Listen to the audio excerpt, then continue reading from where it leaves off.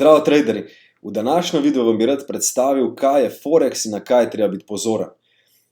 Forex je največji market na svetu in to je recimo, ko greste vi na Hrvaško in zamenjate evre v kune. V tem primeru sodelujete na Forex marketu ali Foreign Exchange po angleško. Zdaj v tem primeru imamo evro-dolar in kako se služi? Služi se z razliko v ceni med paroma. V tem primeru vidimo, da je padajoči trend in da evro pada v primerjavi z dolarjem. In to lahko izkoristimo v našo korist, tako da par prodamo. In ko cena pada, mi služimo. Če se pa vrnemo recimo nazaj, kjer je cena rastla, bi pa z nakupom evra, ki je bil v tem primeru močnejši od dolarja, služili. V Forexu je zanimiva ta stvar, da lahko služimo v obe smeri. Ni tako kot klasične delnice, recimo imamo delnico Petrola, kupimo po ceni 300 evrov in če cena pride na 500 evrov, smo zaslužili 200 evrov. V primeru pa, da cena Petrol delnice začne padati, smo mi izključno v izgubi.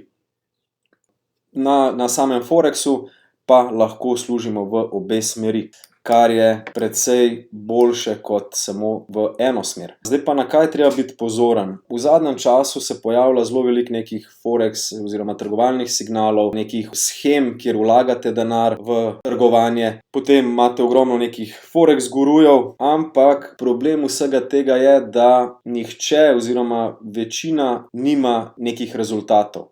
Zdaj v finančnem svetu, jaz se ukvarjam s trgovanjem zadnjih 10 let, je najpomembnejša stvar, da imaš rezultate. Ker to isto, kot če bi vi želeli, ne vem, vložiti 50 000 evrov v modre sklade ali pa v katerekoli druge sklade, glavna stvar je, da vam oni pokažejo, kakšno so imeli zgodovino trgovanja in kaj lahko pričakujete v prihodnosti. Zdaj, če tega ni, najverjetneje ne boste vložili 50 000 evrov. Vsaj jaz jih ne bi. To je ena stvar. Druga stvar so signali. Pri signalih nikoli ne veš, zakaj je on vstopil v trade, zakaj je postavil target tam, kjer ga je, zakaj je postavil stop loss tam, kjer ga je. Se pravi, vedno ste odvisni od nekoga, plus da lahko signal še zamudite. Se pravi, on ga objavi ob 10, vi vidite signal 10 pa 15, odprete trade.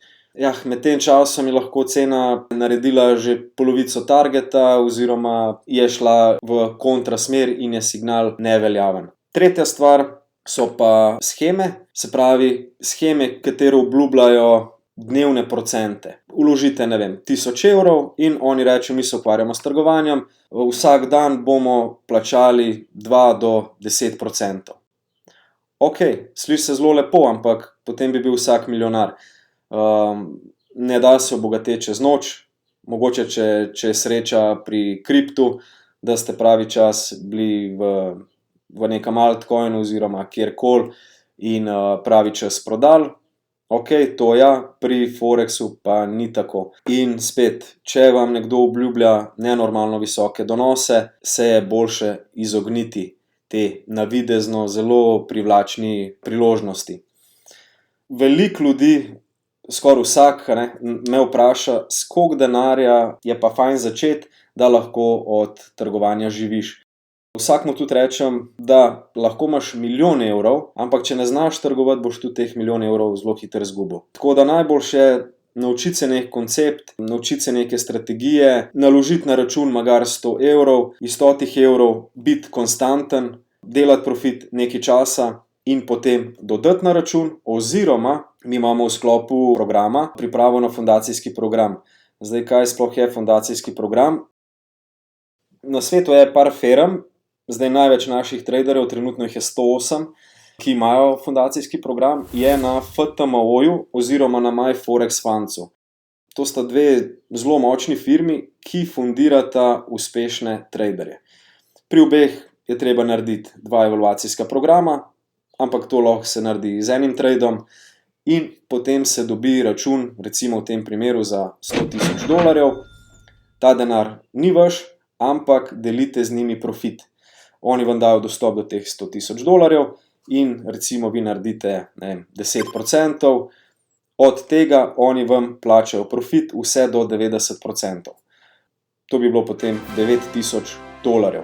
V Sloveniji Forex ni obdavčen, tako da glede tega ni težave, je dejansko ves profit v celoti vaš, tako da z veliko glavnico je precej lažje trgovati, ker recimo, če vi naložite 1000 evrov na račun in želite delati 1000 evrov mesečno. Ok, to je 100% vašega računa, na drugi strani se morate pa zavedati, da ste dejansko tudi riskirali teh 100%, se pravi 1000 evrov, ne?